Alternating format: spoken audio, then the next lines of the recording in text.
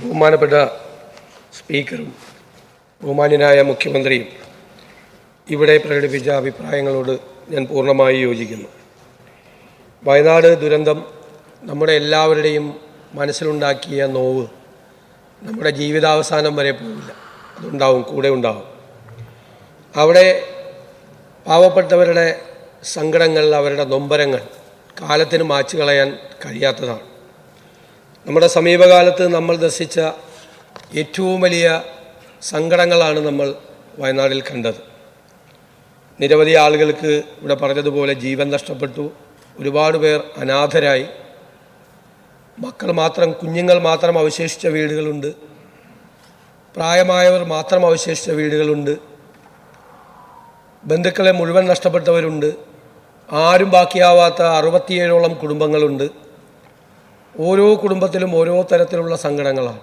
വീടുകൾ നഷ്ടപ്പെട്ടവരുണ്ട്, ജീവിതവൃത്തി, അവരുടെ ഉപജീവന മാർഗങ്ങൾ നഷ്ടപ്പെട്ടവരുണ്ട്. ഒരുപാട് വിഷമങ്ങൾ, ഒരുപാട് പ്രയാസങ്ങളാണ്. ഒരുപാട് കുട്ടികൾ പുറത്ത് പല കോഴ്സുകളിൽ പഠിക്കുന്നവരുണ്ട്, ഒരുപാട് കടബാധ്യതകളുള്ളവരുണ്ട്. കൃഷി ചെയ്ത് ഇനി ജീവിക്കാൻ കഴിയാത്ത സാഹചര്യമാണ്. അവിടെ ബാക്കി ജീവിക്കുന്നവർക്കും അവിടെ അപകടത്തിൻ്റെ ഭീഷണിയിലാണ് അവരിപ്പോഴും ജീവിക്കുന്നത്. അവരെയും നമുക്ക് മാറ്റിപ്പാർപ്പിക്കേണ്ടതുണ്ട്. ദുരിതാശ്വാസ പ്രവർത്തനങ്ങളും രക്ഷാപ്രവർത്തനങ്ങളും നടത്തിയപ്പോൾ ഒരു കാലത്തും ഇല്ലാത്ത തരത്തിലുള്ള പൂർണ്ണമായ പിന്തുണ പ്രതിപക്ഷത്തിൻ്റെ ഭാഗത്തു നിന്നുണ്ടായി. തീർച്ചയായും ദുരിതാശ്വാസ പ്രവർത്തനങ്ങൾ പൂർത്തിയാകുന്നതുവരെ പ്രതിപക്ഷത്തിൻ്റെ പൂർണ്ണമായ പിന്തുണ ഉണ്ടാകും എന്ന് ഞാൻ ഈ സഭയ്ക്ക് ഉറപ്പു നൽകുകയാണ്. അതേ അവസരത്തിൽ തന്നെ നമുക്ക് ദുരിതാശ്വാസ പ്രവർത്തനങ്ങൾ മന്ദഗതിയിലാകരുത്. നമ്മൾ കുറേ കൂടി വേഗത്തിലാകണം. അത് വിമർശനങ്ങൾ ക്ഷണിച്ചു വരുത്തരുത്. ആരംഭശൂരത്വം കാട്ടിയെന്ന് പലപ്പോഴും ഭരണകൂടങ്ങളെ ആളുകൾ അധിക്ഷേപിക്കാറുണ്ട്. ആ ഒരു സ്ഥിതി ഉണ്ടാകരുത്. ഇതൊരു മാതൃകാപരമായ ഒരു ദുരിതാശ്വാസ പ്രവർത്തനമായി, ഒരു റീഹാബിലിറ്റേഷൻ പ്രോസസ്സായി മാറണം. രാജ്യത്തിന് മുഴുവനുള്ള ഏറ്റവും മാതൃകാപരമായ ഒരു പ്രവൃത്തിയായി നമ്മളൊരു കമ്മ്യൂണിറ്റി ലിവിങ്ങിനെക്കുറിച്ചും ടൗൺഷിപ്പിനെക്കുറിച്ചും ഒക്കെയുള്ള വിശാലമായ ആലോചനകൾ നമ്മുടെ ഭാഗത്തുണ്ട്. അതെല്ലാം ഒരു ടൈം ഷെഡ്യൂൾ ഉണ്ടാക്കി സമയബന്ധിതമായി പൂർത്തിയാക്കാൻ നമുക്ക് കഴിയണം. വലിയ ഭാരിച്ച ചെലവുകൾ തീർച്ചയായും നമുക്കുണ്ടാകും. പൊതുസമൂഹത്തിൻ്റെ പിന്തുണയോടുകൂടിയാകണം നമുക്കത് നിർവഹിക്കപ്പെടേണ്ടത്. എന്നാൽ കേന്ദ്ര സർക്കാരിൻ്റെ ഭാഗത്തു നിന്ന് പ്രധാനമന്ത്രിയുടെ സന്ദർശനത്തിന് ശേഷം നമ്മൾ വലിയ ഒരു സഹായം ഉണ്ടാകും എന്ന് പ്രതീക്ഷിച്ചു.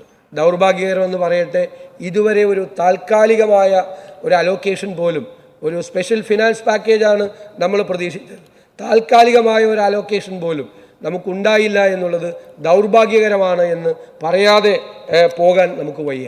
വയനാടിലുണ്ടായതുപോലെയുള്ള ദുരന്തം വിലങ്ങാടുമുണ്ടായി. ആ വിലങ്ങാട് ഒരു മനുഷ്യജീവൻ മാത്രമേ നഷ്ടപ്പെട്ടുള്ളൂ എന്നതുകൊണ്ടാണ് ശ്രദ്ധിക്കപ്പെടാതെ പോയത്. വലിയ ദുരന്തമാണ് അവിടെയും ഉണ്ടായത്. കേരളം ഇന്ന് ഒരു അപകട മേഖലയിലാണ് എന്നുള്ള യാഥാർത്ഥ്യം നമ്മൾ തിരിച്ചറിയണം. 2021 195 രാജ്യങ്ങൾ ഒരുമിച്ച് ചേർന്ന് തയ്യാറാക്കിയ inter government panel on climate ചേഞ്ചിൻ്റെ റിപ്പോർട്ടും അതിനെ നാസ അനാലിസിസും ഈ സഭയിൽ അന്ന് ഞങ്ങൾ കൊണ്ടുവന്നതാണ്, പ്രതിപക്ഷം കൊണ്ടുവന്ന് നമ്മളിവിടെ ചർച്ച ചെയ്തതാണ്. ആ റിപ്പോർട്ടിൽ വളരെ വ്യക്തമായി ഈ പടിഞ്ഞാറൻ തീരങ്ങൾ അപകടത്തിലാണ് എന്ന് പറയുന്നുണ്ട്. ഈ കാലാവസ്ഥാ വ്യതിയാനം പുതിയ വാക്കുകളെ നമുക്ക് സംഭാവന ചെയ്തിരിക്കുന്നു. കള്ളക്കടൽ പ്രതിഭാസം, അതുപോലെ ചക്രവാത ചുഴി, ക്ലൗഡ് ബേസ്റ്റ്, ഈ ലാൻഡ്സ്ലൈഡ് നമ്മുടെ ഈ പറയുന്ന പശ്ചിമഘട്ട മലനിരകളിൽ മുഴുവൻ കഴിഞ്ഞ 3-4 വർഷക്കാലമായി ആയിരക്കണക്കിന് ലാൻഡ്സ്ലൈഡുകൾ ഉണ്ടാവുകയാണ്. ചെറുതും വലുതുമായ ലാൻഡ്സ്ലൈഡ് ഉണ്ടാവുകയാണ്. വയനാട് ലാൻഡ്സ്ലൈഡ് ശ്രദ്ധിക്കപ്പെടാൻ കാരണം ഇത്രമാത്രം മനുഷ്യജീവൻ നഷ്ടപ്പെട്ടതുകൊണ്ടാണ്. അല്ലാതെ തന്നെയുള്ള ലാൻഡ്സ്ലൈഡ് ഒരു സാധാരണ സംഭവമായി മാറുകയാണ്. നമുക്ക് ഇതിനെ മറികടക്കാൻ കഴിയണം. നമ്മളൊരു നോളജ് സൊസൈറ്റിയിലാണ് ജീവിക്കുന്നത്, ഒരു വിജ്ഞാന സമൂഹത്തിൽ. അതിൻ്റെ അറിവുകൾ മുഴുവൻ സ്വായത്തമാക്കി നമുക്കൊരു പക്കാ വാർണിംഗ് സിസ്റ്റം ഉണ്ടാകണം. അതിനോടനുബന്ധിച്ചുള്ള ഒരു ഇവാക്യുവേഷൻ പ്ലാൻ ഉണ്ടാകണം. ഇത് തീരപ്രദേശവും അപകടത്തിലാണ്. തീരപ്രദേശത്തിൽ കടലിൻ്റെ ശോഷണം, കടൽ തീരത്തിൻ്റെ ശോഷണം നടന്നുകൊണ്ടിരിക്കുകയാണ്. കടൽ കയറിക്കൊണ്ടിരിക്കുകയാണ്. പശ്ചിമഘട്ട മലനിരകൾ അപകടത്തിലാണ്. ഇടയ്ക്കുള്ള ഫ്ലഡിൻ്റെ സാധ്യതകൾ ഇടനാടുകളിൽ എപ്പോഴും നിലനിൽക്കുകയാണ്. ഏത് സമയത്തും അതിതീവ്രമായ ഒരു മഴയുണ്ടായാൽ ഏത് സ്ഥലവും പെട്ടെന്ന് അപകടത്തിൽപ്പെടാവുന്ന ഒരു സാധ്യത ഉണ്ടാവുകയാണ്. കൂടുതൽ മഴ കൂടുതൽ നേരം നിന്നു പെയ്താൽ ഏത് നഗരവും വെള്ളത്തിനടിയിലാകുന്ന ഒരു ഭയാനകമായ ഒരു അവസ്ഥയുണ്ട്. ക്ലൈമറ്റ് ചേഞ്ച് എന്നുള്ള യാഥാർത്ഥ്യം നമ്മൾ തിരിച്ചറിയണം. കേരളമാണ് അതിൻ്റെ അകത്ത് ഏറ്റവും വൾണറബിൾ ആയിട്ടുള്ള, ഏറ്റവും അപകടകരമായിട്ടുള്ള ഒരു സ്ഥിതിയിലുള്ളത് എന്നുകൂടി നമ്മൾ തിരിച്ചറിയണം. അതിനുവേണ്ടി ഇവിടെ മുഖ്യമന്ത്രി സൂചിപ്പിച്ചതുപോലെ കേന്ദ്ര സംസ്ഥാന സർക്കാരുകളുടെ, ശാസ്ത്ര സ്ഥാപനങ്ങളുടെ, പുതിയ അറിവുകളുടെ, ആർട്ടിഫിഷ്യൽ ഇൻ്റലിജൻസിൻ്റെ എല്ലാത്തിൻ്റെയും സഹായത്തോടു കൂടി ഈ കാലഘട്ടത്തിൽ ഉണ്ടാക്കാൻ പറ്റുന്ന ഏറ്റവും നല്ല ഒരു പ്രകൃതിയെ നമുക്ക് തടുത്തു നിർത്താൻ പറ്റില്ല. പക്ഷേ പ്രകൃതി ഉണ്ടാക്കുന്ന ആഘാതങ്ങളെ മിറ്റിഗേറ്റ് ചെയ്യാൻ, അതിനെ ലഘൂകരിക്കാൻ നമുക്ക് കഴിയും. അത് നമുക്ക് മനുഷ്യനുള്ള നമ്മുടെ അറിവുകളെ അതിന് പ്രയോജനപ്പെടുത്തുകയും ഫലപ്രദമായി അത് ചെയ്യുകയും ചെയ്യണം. നമുക്കറിയാം, ഒറീസയിൽ 1978 വലിയ വെള്ളപ്പൊക്കമുണ്ടായി. 1.5 ലക്ഷം പേരാണ് മരിച്ചത്. എനിക്ക് തോന്നുന്നു ഒരു 5 ലക്ഷം പേര് മരിച്ചതാണ്. ഒന്നൊന്നും കണക്കില്ല. പാവപ്പെട്ട സംസ്ഥാനമാണ്.